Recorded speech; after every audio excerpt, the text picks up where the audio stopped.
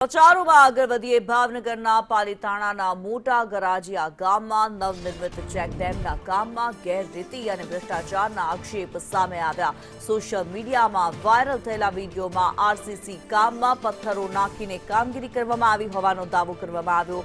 જાગૃત નાગરિકે તાલુકા વિકાસ અધિકારીને લેખિત રજૂઆત કરીને તપાસની માંગ કરી છે। વીડિયો વાયરલ થતા તંત્ર હરકતમાં આવ્યું, જો કે પ્રાથમિક તપાસમાં વીડિયો 3 દિવસ જૂનો હોવાનું જાણવા મળ્યું છે।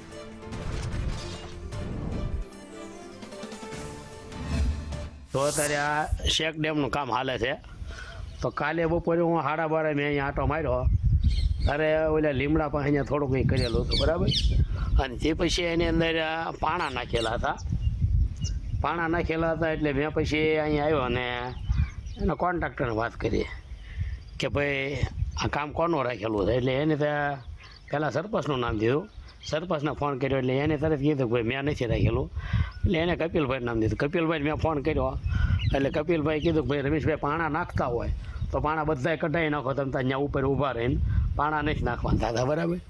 છતાંય પાણા અહીંયા બે ટ્રેક્ટર નાખેલા હતા, 2 ફેરા કાલે જોઈને ગયો હતો। તો એ પાણા અત્યારે આ એક પાણો પડ્યો નથી। હવે એ પાણા આવડે સામે ભાઈ કહેતો જ ત્યાંથી કપશીન ઢગલો જે કાંઈ છે એ તો એમના પડ્યા હશે ત્યાં ઘણા ખરો એમના, બરાબર।